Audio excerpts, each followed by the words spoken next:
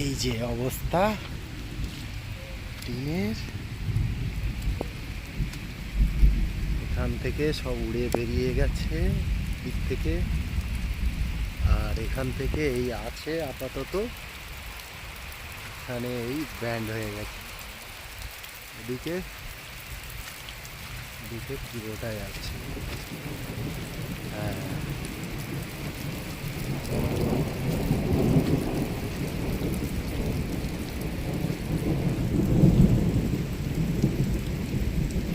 এখান থেকে এইগুলো উড়ে চলে গেছে।